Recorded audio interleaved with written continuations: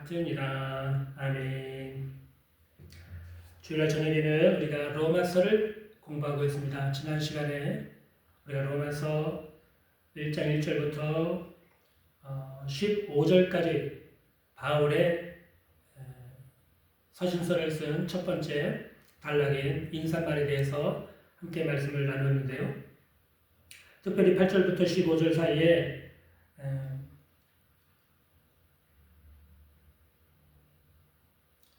바울은 로마에 있는 성도들, 한 번도 보지 못하고 소문으로만 들었던 로마 교회 성도들을 보기를 간절히 원한다라고 하는 자신의 뜻을 피력하는 그런 부분의 말씀을 함께 나누었죠. 왜 바울은 지금 로마에서 예수님을 믿고 교회가 세워졌고 그들의 믿음이 온 세상에 전파됐다. 믿음이 그만큼 사람들에게 알려졌고 인정받고 있었던 로마 교회 성도들을 그렇게 만나려고 애를 쓰고 그런 계획을 갖게 된 것일까요? 그것은 단 한 가지 이유밖에 없습니다.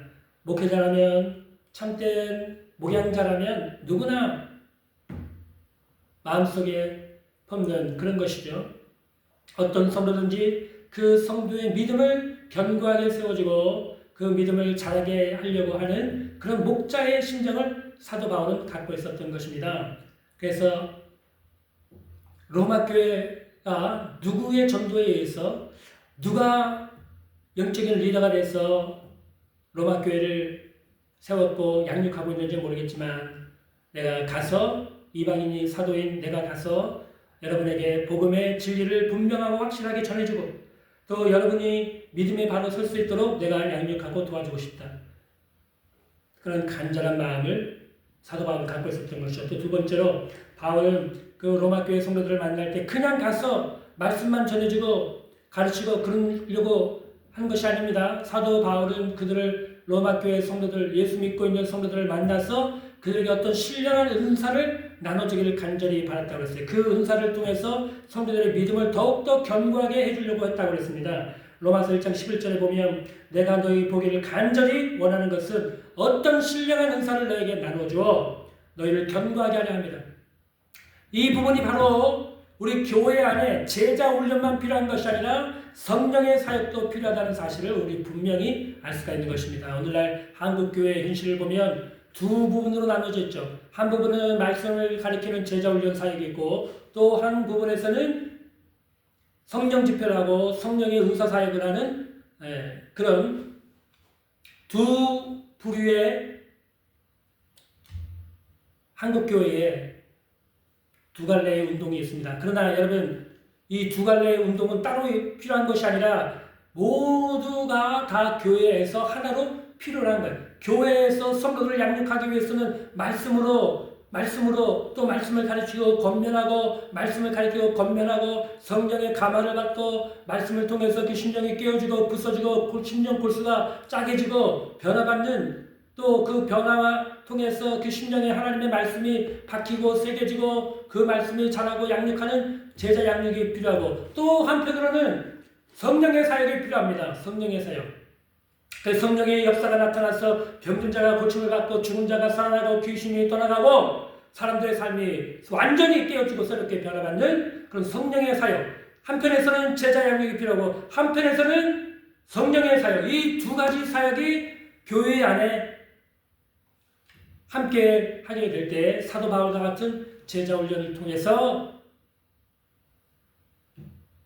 고린도 교회나 에베소 교회가 그 도시 전체를 변화시키고 수많은 사람들을 변화시켰을 뿐만 아니라 로마에도 복음을 전해서 로마도 변화시켜버리는 그런 놀라운 능력의 복음의 능력이 나타나고 하나님의 구원의 역사가 참으로 나타날 수 있는 것입니다. 사도 바울은 이것을 알고 있기에 그 로마에 있는 성도들에게 가서 신령한 은사 사도 바울을 통해서 성도들이 성령의 충만함을 받고 삶이 완전히 거룩하게 변화되어지고 날마다 기뻐하고 감사하고 거룩하고 경건한 삶으로 세상과는 구별된 다른 삶으로 살아가는 그런 신령한 체험을 로마 교회 성도들도 하게 하고 싶다라고 하는 그런 바람이 있었던 것이 그 일을 통해서 로마 교회 성도들이 견고해지기를 사도 바울은 간절히 원했던 것입니다.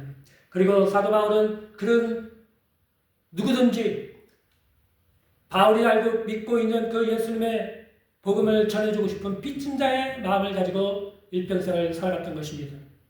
우리 예수 믿는 성도들은 다 모두가 이런 바울과 같은 빚진 자라고 하는 사실을 여러분 우리가 알아야 하는 것입니다. 마태복음 28장에 대위임 선교 명령이 있지 않습니까? 그러므로 너희는 가서 모든 민족으로 제자를 삼아 아버지와 아들과 성령의 이름을 세례 베풀고 내가 너희에게 분부한 모든 것을 가르쳐 지키라. 또 마가복음 16장에 너희는 온 천하에 다니면 만민에게 복음을 전파하라. 우리에게 사명이 있는 거예요. 목사님이나 선교사님이나 전도사님이나 또 전도자라는 어떤 교회의 특별한 권사님이나 집사님에게만 이 사명을 주신 것이 아니라 신앙의 모든 교회, 모든 성도들에게 이 세계 선교의 대위임 명령을 주님은 주신 것입니다. 그래서 우리 성도들은 나만 교회에 다니고 나만 구원받고 나만 복받고 나만 은혜 받으면 됐지, 그것을 주님의 뜻이 아니에요. 그건 여러분 자신의 이기적인 욕망이에요. 진짜 신앙은 예수님이 십자가에서 자기를 죽이시고 목숨을 내주시고 다른 사람의 생명을 살렸던 것처럼 참으로 예수 믿는 성도는 사람은 자기의 삶을 통해서 다른 사람에게 복음이 전달되어지고 하나님의 은혜와 사랑이 전달되어지고 하나님의 용서가 세상에 나타나도록 사는 것이, 복음을 전하며 사는 것이, 전도하며 사는 것, 선교하며 사는 것이 바로 참된 예수 믿는 성도들의 삶인 것입니다. 그런 삶을 통해서 로마도 변화가 됐고 박해 속에서도 하나님의 교회는 든든히 세워져 갈 수가 있었던 것입니다. 우리가 지난 시간에 그런 말씀을 나눴고요. 오늘은 이어서 로마서 1장 16절 17절 말씀인데요. 로마서 16장 1장 16절 17절은 로마서의 핵심입니다. 로마서 1장부터 16장까지 되어 있지만 로마서의 핵심을 딱 두 구절로 요약할 수 있다면 16절 17절이 되고 한 구절로 더 요약해라, 그러면 17절 말씀이 라고 할 수가 있는 것입니다. 그러므로 가능하면 로마서 1장 17절 말씀, 복음에는 하나님의 의가 나타나서 믿음으로 믿음에 이르게 하나니 오직 의는 믿음으로 말미암아 살리람과 같으니라고 하는 이 말씀은 반드시 우리가 암송하고 묵상하고 그 말씀의 깊은 진리를 우리가 날마다 생각하고 깨달아서 분명한 우리가 확신과 믿음을 갖는 성도가 되어야 하겠습니다. 먼저 오늘은 로마서 1장 17절 말씀을 함께 보려고 합니다. 그리고 다음 시간에 이어서 로마서 1장 16절과 17절을 같이 함께 공부를 하도록 하겠습니다. 로마서 1장 17절을 먼저 보겠습니다. 로마서 1장 17절에 보면 먼저 하나님의 의가 나타났다 라고 선언을 합니다. 복음에는 하나님의 의가 나타났다, 그런 선언이 있습니다. 하나님의 의는 무엇입니까? 믿음으로 말미암아 믿는 자에게 미치는 하나님의 의입니다. 즉 믿음으로 주어지는 하나님의 의가 있다는 것입니다. 그것은 언제나 하나님이 사람들을 구원하는 동일한 방식이었다는 것입니다. 하박국 2장 4절에 보면 의인은 믿음으로 말미암아 살리라고 했는데 하박국 선지자도 하나님이 하시는 일들을 연구하고 묵상하다가 하나님이 구원하시는 방법을 깨닫고 이렇게 하박국 2장 4절에서 말씀을 기록해 놓은 것입니다. 오직 의인은 믿음으로 말미암아 살리라. 믿음으로 말미암아 의인은 산다는 것입니다. 이것이 로마서의 주제고 복음의 위대한 선포라고 할 수 있습니다. 이 말씀은 하나님께서 불의한 사람들을 구하여 의롭게 만드실 방법을 가지고 계시다, 그것을 제시하셨다는 것입니다.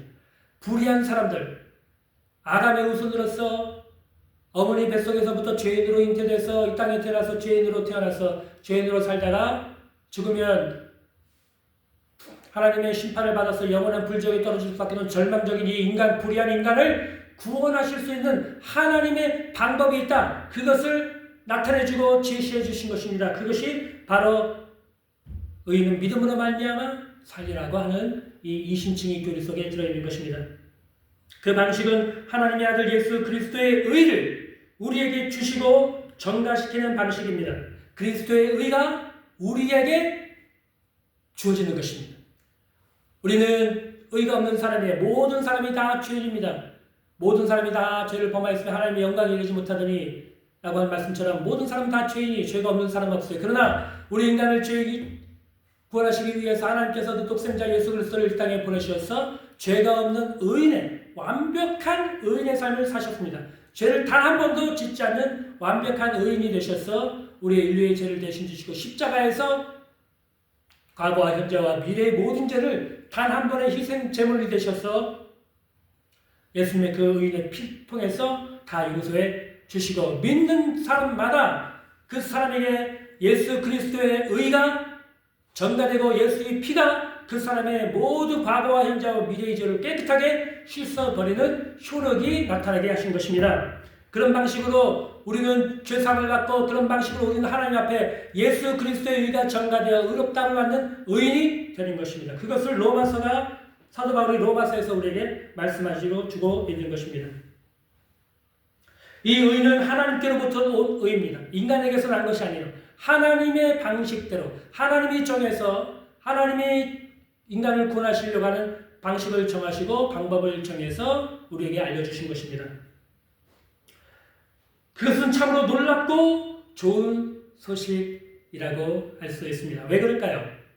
만약에 하나님이 이 믿음으로 말미암아 얻는 하나님의 의, 구원의 방식을 제시하지 않고 다른 방식을 우리에게 제시하셨다라고 하면 과연 우리가 그 하나님이 요구하시는 그 요구 조건의 그 수준에 우리가 과연 이를 수 있을까요? 만약 예를 들어서 여러분한테 만약 여러분이 서울대에 합격하면 구원을 주시겠다고 하면 여러분 중에 얼마나 많은 사람이 낙심하겠습니까? 예? 그렇지 않겠습니까? 만약에 또 여러분한테 저기 세계에서 가장 높은 산 에베레스트 산을 정복한 사람만 내가 구원해 주겠다라고 한다면 여러분 그 얼마나 어렵고 힘든 일이겠어요? 그렇지 않습니까? 그러나 하나님이 감사하게도 우리에게 믿음으로 말미암아 하나님의 의를 얻는 방법을 우리에게 제시해 주신 것입니다. 바로 하나님의 아들 예수 그리스도를 우리에게 선물로 내어주신 거예요. 그 예수님을 믿는 자마다 예수님이 가지신 그 의를 우리 속에 전가해 주셔서 과거와 현재와 미래 단 한 번도 죄를 짓지 않는 의인처럼 우리를 만들어주시고 그렇게 우리를 삼아주신다는 것입니다. 얼마나 놀랍고 얼마나 좋은 소식입니까? 그 이유 때문에 사도 바울은 내가 복음을 부끄러워하지 않는다 이런 고백을 할 수 있었던 것이죠. 여러분은 복음을 예수님이 그리스도의 복음을 어떻게 생각하십니까?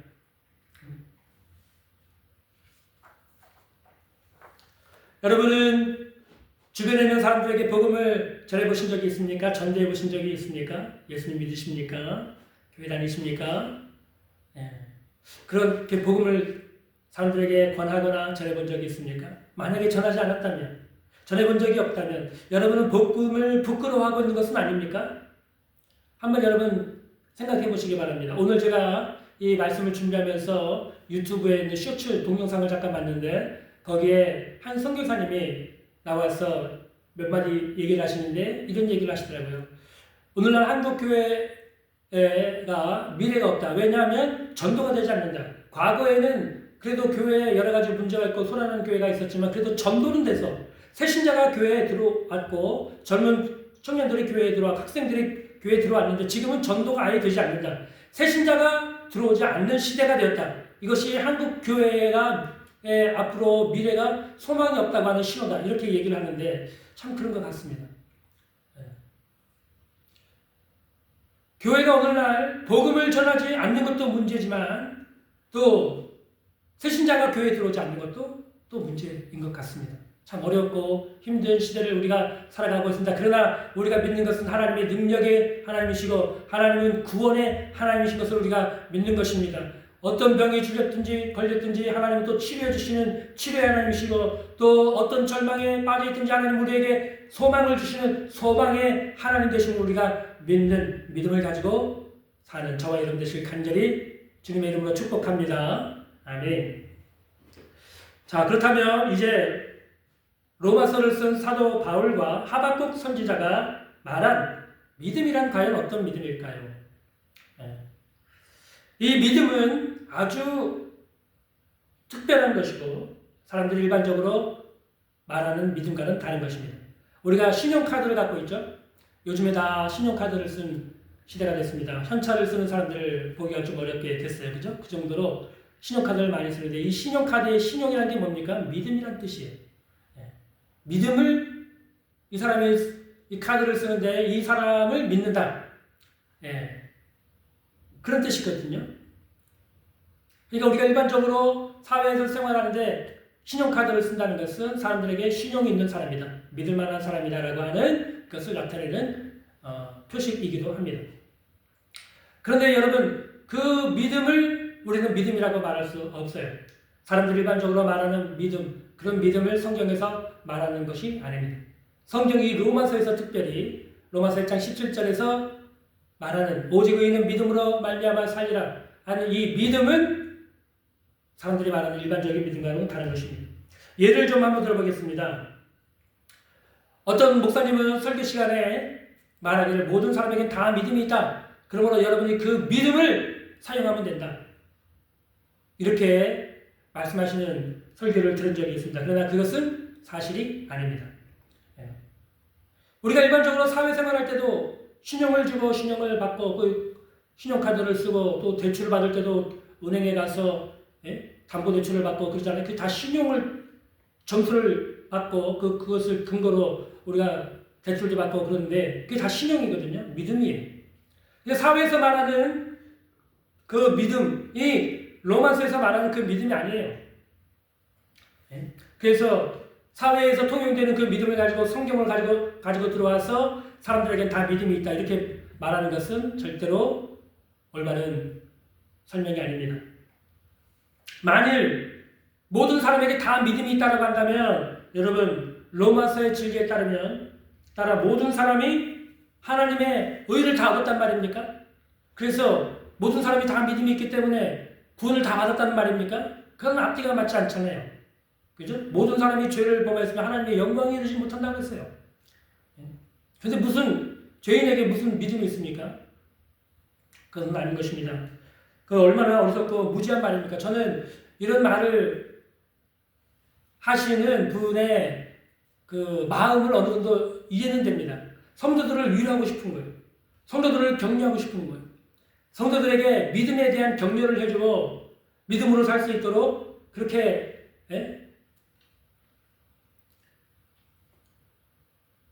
자극을 시키고 격려를 해주고 그렇게 해주고 싶어서 아마 이 말을 하셨을지 몰라요. 모든 사람에겐 다 믿음이 있다. 여러분에게도 다 믿음이 있습니다. 이렇게 설교하는 것 어느 정도 그 목회자로서 설교자로서 이해는 되지만 그러나 그것은 사실이 아니고 진실이 아닙니다. 거기에가 그게 똑 속아서 아유 그래 나한테 믿음이 있구나 그렇게 생각해서는 안 되는 것입니다. 성경에서 말하는 믿음은 일반적인 사람들이 가지고 있는 믿음하고는 다른 것이에요. 또 하나 믿음의 반대말은 행위다 이렇게 얘기하시는 분도 있습니다. 믿음의 반대말은 무엇입니까? 행위입니까? 그렇지 않습니다. 믿음의 반대는 행위가 아닙니다. 믿음으로 말미암아 주시는 의. 저를 따라하겠습니다. 믿음으로 말미암아 주시는 의. 그것이 바로 행위의 반대말이에요. 믿음으로 말미암아 우리에게 주신 하나님의 의. 그것이 행위의 반대말이에요. 왜요? 행위는 내가 뭔가를 해야 되잖아요. 그죠? 그러면 의는 믿음으로 말미암아 우리에게 주신 하나님의 의는 뭡니까? 선물이에요. 내가 뭘 해서 받는 게 아니고 내가 무슨 어떤 행동을 해서 받는 게 아니고 하나님이 거저 주시는 선물이에요. 은혜예요. 그래서 구원은 은혜입니다. 우리는 은혜로 구원받는 거예요. 믿음으로 말미암아. 에베소서 2장 8절에 너희는 그 은혜에 의하여 믿음으로 말미암아 구원을 받았나니 이것이 하나님의 선물이여 너희에게서 난 것이 아니다. 그러므로 누구든지 하나님 앞에서 자랑하지 못한다. 이렇게 말씀이 되어 있습니다. 구원은 하나님의 선물이에요. 하나님이 내어주시는 그 하나님의 의조차도 하나님의 선물인 것입니다. 예수님을 우리에게 주셨잖아요. 우리를 위한 구원의 선물로 하나님이 예수님, 하나님의 의를 우리에게 주신 것입니다. 그래서 믿음으로 말미암아 주시는 하나님의 의가 바로 행위의 반대말인 거예요. 믿음의 반대말이 행위가 아닙니다. 믿음으로 말미암아 주시는 하나님의 의가 행위의 반대말이 되는 것입니다. 또 세 번째로 믿음의 반대말은 율법이다 이렇게 말하는 분도 있어요. 근데 율법의 반대말이 믿음, 믿음의 반대말이 율법이 아닙니다. 이것도 잘못된 설명입니다. 왜냐하면 우리는 믿음을 통해서 하나님의 의를 얻음으로써 율법을 완성하기 때문입니다. 믿음은 그래서 율법하고 반대가 아니에요. 오히려 우리는 믿음을 통해서 율법을 완성하고 성취하게 되는 것입니다. 로마서 10장 4절에 보면 그리스도는 모든 믿는 자에게 의를 이루기 위해 율법이 마침이 되신다. 이런 의미에서 하나님 율법을 온전히 우리가 성취할 수 있는 방법은 하나님이 주시는 의를 우리가 얻음으로써 믿음으로 말미암아 얻음으로써 율법의 온전한 요구를 성취하게 되는 것이죠. 그런 의미에서 예수님은 율법의 마침이 되신 것입니다. 그래서 우리가 믿으면 율법이 쓸모가 없느냐, 율법을 폐기하느냐 그렇게 질문하는 것은 어리석은 질문이. 그리고 어리석은 질문이 로마서에 공부하다 보면 나와요. 그래서 율법은 믿음은 율법과 반대되는 말이 아니에요. 율법으로 말미암아 우리는 믿음으로 말미암아 하나님의 의를 얻어서 율법을 성취하는 것입니다. 이런 관계를 우리가 믿음에 대해서 성경이 로마서에서 말하는 믿음에 대해서 우리가 파악을 할 수가 있고요. 그렇다면 이제 바울이 로마서에서 말하는 믿음은 과연 무엇인가? 믿음의 실체는 무엇인가에 대해서 오늘 간단하게 제가 설명을 하고 오늘 말씀을 마쳐야 될 것 같습니다.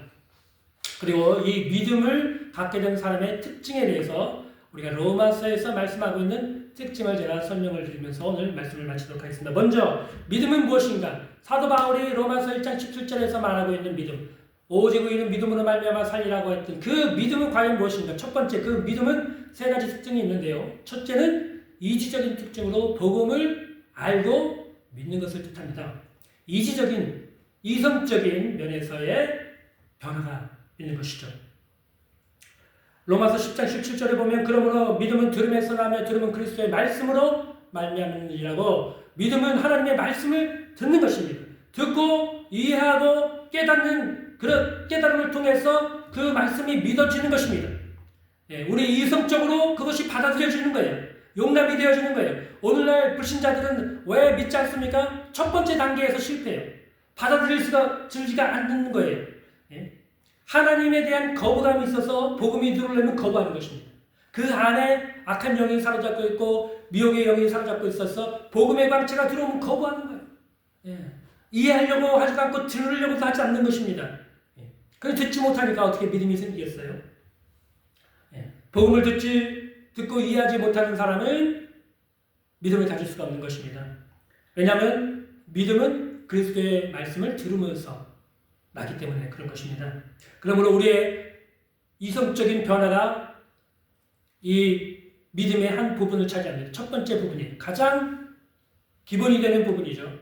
믿음은 들음에서 나는 것입니다. 그리스도의 말씀을 들음으로, 복음의 말씀을 들음으로 믿음이 생겨요. 그래서 복음의 말씀을 듣고 우리의 생각이, 우리의 이성적인 부분이 변화가 일어나게 되는 것입니다. 또 두 번째는 무엇입니까? 두 번째는 우리가 믿은 바를 우리 마음속에 확신을 가지는 것입니다. 그래서 믿음은 첫 번째 우리 이성적인 변화, 두 번째 마음의 변화가 있는 거예요. 마음의 변화. 히브리서 11장 1절에 보면 믿음은 바라는 것들의 실상이요 보이지 않는 것들의 증거라고 그랬거든요. 믿음은 바라는 것들의 실상이요. 여기서 말하는 실상은 확신이라고 해요. 확신. 확신. 그러니까 우리가 복음의 말씀을 들었다, 믿었다, 그걸로 끝나는 것이 아닙니다. 마음속에 확신을 갖게 돼서 마음의 변화가 되는 거예요. 마음의 변화. 마음의 변화가 일어나야 돼요. 마음의 변화가 일어나지 않고 귀로만 듣고 이해하는 것은 믿음이 아닙니다. 왜냐하면 귀신들도 하나님이 한 분이신 것을 믿고 떨고 있고 이 성경 말씀이 하나님의 진리라는 사실을 다 알고 믿고 있어요. 그러나 그 마음속에 변화가 일어나지 않아요. 회개하지 않습니다. 그렇지 않습니까? 믿음의 두 번째 요소는 그래서 확신이에요. 확신. 이것이 하나님의 말씀이고 하나님의 진리라고 하는 분명한 확신, 마음의 변화가 일어나는 것이 바로 믿음의 두 번째 요소인 확신을 말하는 것입니다. 창세기 12장에 보면 75세 된 아브라함에게 하나님이 나타나서 너희 친척 본토 아비집을 떠나 내가 내게 지시할 땅으로 가라. 하나님이 말씀하실 때 그 말씀을 듣고 믿고 확신을 한 것이죠. 가게 되면 하나님이 인도해 주시겠다고 하는 분명한 확신이 있었기 때문에 75세의 나이에 이제 은퇴할 나이 아닙니까? 75세면 다 정리하고 은퇴하고 죽음을 앞두고 정리해야 될 그런 나이에 그가 새로운 인생 여정을 출발하지 않습니까? 어떻게 그런 출발할 수가 있어요? 마음의 변화가 없이.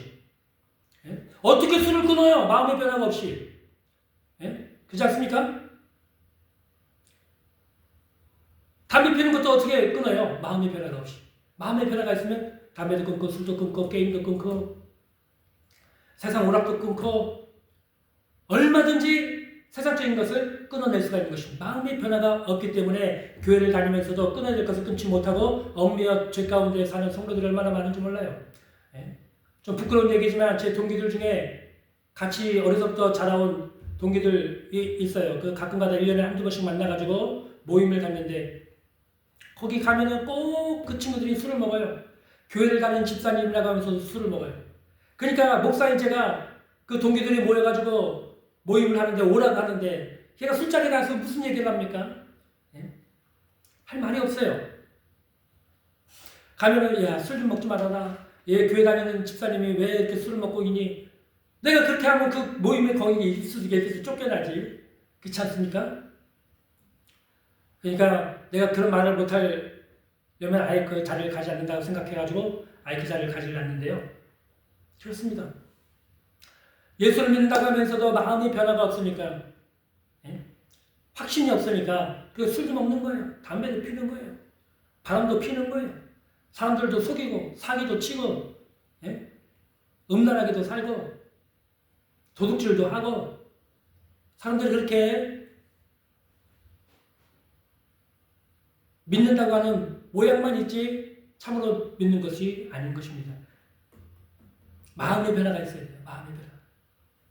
예수님 믿는 제자들을 죽이려고 잡아서 감옥에 가둬놓고 핍박을 하고 어떻게든지 초대교회를 이 땅에서 완전히 초토화시키려고 담에서까지 쫓아갔던 바울의 마음속에 살기가 가득했어요. 살기가 가득했다고요. 사람을 예수 믿는 제자들 만나기만 하면 두드려 패고 감옥에 집어넣고 어떻게든지 예수님을 믿지 못하게 가진 고문을 다 하고 핍박을 하려고 살기등등해서 가는 그 바울이 어떻게 여러분 변해서 복음을 전하는 증인이 됩니까? 마음의 변화가 일어난 거예요. 마음의 변화. 마음의 변화. 살기등등했던 그 마음이 사랑하고 용서하고 용서 안 받고 그런 마음으로 바뀐 거예요. 마음의 변화가 일어난 거죠. 그렇지 않습니까? 그래서 믿음은 뭐예요? 믿음은 우리 이성적인 복음에 대한 동의가 있고 두 번째는 마음의 변화, 확신을 갖게 되는 것이 바로 믿음인 것입니다. 세 번째 요소가 있습니다. 그것은 바로 여러분 우리가 이성적으로 믿고 마음의 변화로 끝나는 것이 아닙니다. 그것이 바로 우리의 삶의 변화로 나타나야 되는 것입니다. 순종으로 나타나야 되는 거예요. 의지의 변화로 나타나야 되는 것입니다. 로마서 10장 8절에서 10절에 보면 그러면 무엇을 말하느냐? 말씀이 내 입에 갔다와 내 입에 있으며 내 마음에 있다 하였으니 곧 우리가 전파하는 믿음의 말씀이라. 내가 만일 내 입으로 예수를 주로 시인하며 또 하나님께서 그를 죽은 자 가운데서 살리신 것을 내 마음에 믿으면 구원을 받으리라. 사람이 마음으로 믿어 의에 이르고 입으로 시인하여 구원에 이른다. 여러분 마음으로 믿는 것으로는 이성으로 동의하고 마음으로 믿고 그것으로는 되지 않습니다. 뭐가 있어야 돼? 입으로 시인해요. 우리의 이지적인 의지적인 변화가 필요한 것입니다.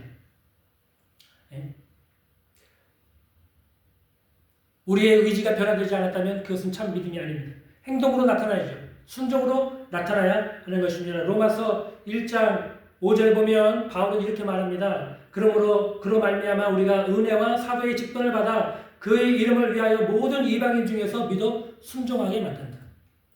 믿어서 순종하게 하도록 우리는 모든 이방인들에게 그 이름의 복음을 전한다. 복음을 전하는 이유는 믿음의 순종을 위해서 전한다는 것입니다. 믿는다고 하는 것은 우리의 삶의 실제적인 결단, 의지의 변화, 삶의 변화로 나타나야 되는 것이죠. 아무리 입으로 믿는다고 해도 그것은 믿는 것이 아닙니다. 바울은 로마서에서 이런 믿음을 강조하고 또 강조하고 있습니다. 왜 그렇습니까? 단순히 입술만으로 내가 믿습니다라고 말하는 성도들이 그 당시에도 많이 있었던 것이죠. 만일 믿는다고 하면서도 마음의 변화도 없고 삶의 변화와 순종이 따르지 않는 믿음은 죽은 믿음입니다. 행함이 없는 믿음은 그 자체가 죽은 것이기 때문에 그렇습니다. 자, 이제 믿음의 세 가지에 대해서 함께 말씀을 나누어봤습니다. 첫 번째는 우리 이지적인 변화, 복음을 받아들이는 것입니다. 두 번째는 마음의 변화입니다. 마음이 변화를 돼서 이제 그 마음에 복음의 광채가 비춰져서 하나님의 사랑을 깨닫고 내가 죄인 것을 깨닫고 교만한 마음에 겸손한 마음이 되고 강팍한 마음이 부드럽고 온유한 마음으로 변화되는 것, 변화가 있습니다. 그 변화는 삶으로 나타나서 이제는 내가 죄인인 것을 고백하고 예수님의 십자가를 바라보면서 감사하고 찬양하고 거룩한 삶고 경건한 삶으로 변화를 되는 것은 그것이 바로 참 믿음이 있다고 하는 증거입니다. 이런 믿음을 가진 사람의 특징은 로마서에서 5장에 보면은 네 가지로 나타나게 됩니다. 첫 번째는 하나님과의 화목입니다. 하나님과의 화목. 하나님을 한편으로는 경건한 마음으로 두려워하면서도 한편으로는 내가 하나님께 용납되어졌고 받아들여졌고 하나님과 화목되었다고 하는 확신을 갖게 되는 것입니다. 많은 사람들이 하나님을 두려워하죠. 두려워하기 때문에 교회에 나오지 않습니다. 아유, 나 같은 죄인이 어떻게 교회를 나가? 그 마음속에 하나님에 대한 두려움이 있는 것입니다. 그 막연한 두려움이 있는 거예요. 하나님에 대한 막연한 두려움. 그러나 믿음을 통해서 하나님의 은혜를 얻고 구원받은 사람, 변화받은 사람은 그 마음속에 내가 하나님께 받아들여졌다, 용납되어졌다, 내가 하나님의 자녀가 되었다고 하는 분명한 확신이 있는 것입니다. 하나님과 화목되었다고 하는 확신. 그 확신이 저와 여러분에게 충만하게 있게 되시길 간절히 바랍니다. 두 번째는 천국의 소망을 가지고 사는 사람이 돼요. 이 땅에서 실패하고 병들고 사건 사고를 당하고 핍박을 당하고 고난을 당해도 그것에 낙심하거나 절망하지 않습니다. 왜요? 천국의 소망을 두고 살아가고 있기 때문에 그렇습니다. 구원받은 사람들은 천국의 소망을 가지고 살아가는 거예요. 이 땅에서 지지고 볶고 싸우고 다투고 사건 사고에 휘말리고 그렇게 살고 있지만 그 마음속에 천국에 대한 소망을 뺏을 자가 없는 것입니다. 내가 죽으면 이 땅에서 힘들고 고생하고 그런 모든 것들이 다 천국에서 하나님 품에서 눈물을 닦아주시고 죽음이 없는 저 하늘에서 영원한 상급으로 하나님께서 갚아주실 의의 새 하늘과 새 땅을 바라보면서 믿음의 성도들은 이 땅을 살아가고 있는 것입니다. 세 번째로 이 믿음을 가진 사람은 이 믿음을 통해서 하나님께 모든 죄를 다 용서받았기 때문에 기쁨과 평안이 넘쳐나게 됩니다. 기쁨을 빼앗을 자가 없고 평안을 빼앗을 자가 없는 것입니다. 예수 믿는 맛이 바로 이 기쁨입니다. 기쁨. 항상 기뻐하라. 쉬지 말고 기도하라. 범사에 감사하라. 항상 기뻐하라 그랬어요. 항상 기뻐하라. 예수 믿는 사람들, 성도들은 제사함을 받은 그 기쁨이 차고 넘쳐야 되는 것입니다. 날마다 예수님의 보혈을 찬양하고 하나님이 나를 구원해 주신 그 은혜를 생각하면서 기뻐하고 감사하고 찬양을 하는 삶을 살아야 되는 것입니다. 바로 이러한 변화가 로마를 무너뜨리고 변화시키고 사람들의 삶을 변화시키는 그런 놀라운 통로가 되었던 것입니다. 이것은 예수님을 통해 죄사함을 받는 성도들이 누리는 놀라운 특권입니다. 항상 기뻐할 수 있는 사람이 과연 누가 있겠습니까? 저는 목회자이기 때문에 장례식에 자주 이제 가는 일이 종종 생기는데요. 장례식에 가면은 믿지 않는 사람들, 불교 믿는 사람들은 목탁을 두드리고 있고 다른 데서는 막 울고 있고 물론 기독교 성도분의 장례식장에도 울고 계시는 분이 계시지만 그 기독교의 장례를 따라 절차를 따르게 되면 장례 절차에 하면서 뭘 합니까? 기독교인들은 찬송을 부릅니다. 찬송. 죽음을 앞에 두고 찬송을 불러요. 하나님을 향해서. 그것이 다른 것이죠. 찬송을 부릅니다. 경건한 마음으로 하나님을 경외하는 마음으로 하나님을 찬양하고 유가족들을 위로하고 그런 것이 그런 것이 아니에요. 그 그리스도인들의 마음속에 있는 그 슬픔이 크지만 그 슬픔을 이길 만큼 하나님이 위로를 주시고 그 마음에 기쁨과 평안을 주시는 것입니다. 그것이 우리 믿는 성도들의 특권이에요. 특권.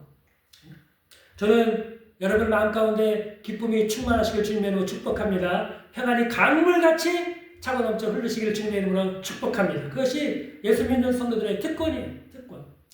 특징입니다. 네 번째는 우리 예수 믿는 성도들, 믿음을 갖고 있는 성도들은 이제 죄 아래 있지 않냐고 은혜 아래 성령의 인도함을 받는 사람으로 변화가 된다는 것입니다. 죄가 우리를 지배하지 못해요. 유혹은 할 수 있죠. 죄가 유혹을 합니다. 죄를 지라고 막 유혹을 해요. 그러나 더 이상 죄가 내 안에 있지 않아요.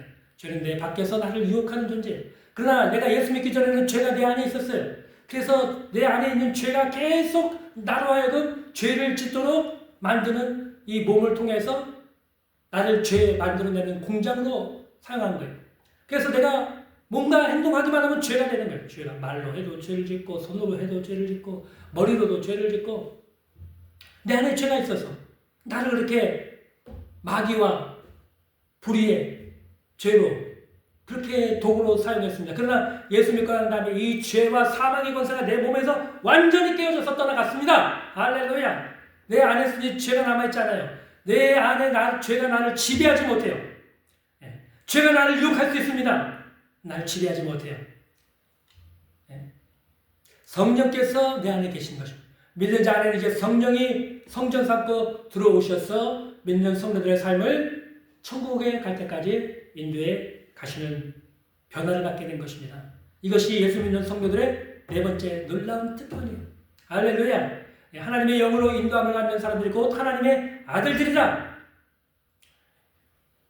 성령이 오셔서 우리가 하나님의 자녀인 것을 증거해 주시고 또 성령께서 우리 믿는 성도들의 삶을 친히 인도해 가시는 것입니다. 경건하고 거룩하고 성령의 9가지 열매, 사랑과 희락과 오래 참음과 자비, 양성, 충성, 온유, 절제, 여기 성령의 9가지 열매를 맺으면서 경건한 삶을 삶으로 하나님을 섬기고 세상 가운데 복음의 빛을 또 착한 일을 통해서 하나님께 영광을 돌리는 삶으로 우리를 인도해 가시고 천국에 이를 때까지 우리를 보여주시고 인도해 가시는 것입니다. 그것이 우리 믿는 성도들이 가지고 있는 놀라운 변화와 특권인 것입니다.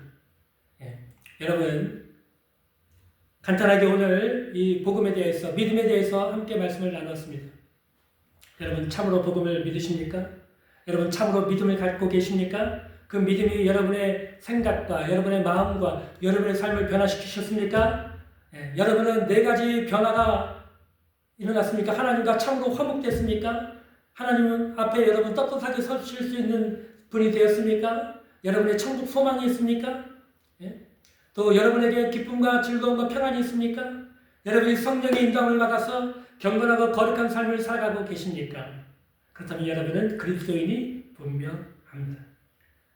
천국에 갈 때까지 하나님의 사랑에서 끊을 수 있는 것은 아무것도 없을 것입니다. 여러분 확신을 가지셔도 됩니다. 그러나 이것에 부족하다면 여러분 자신 스스로를 이 시간 돌보시고 내가 과연 참 믿음을 갖고 있는지 성경에서 말하는 그 믿음을 소유하는 것이 맞는지 한번 여러분 자신의 모습을 돌아보는 시간이 되시기를 주님의 이름으로 간절히 부탁을 드립니다. 기도하겠습니다.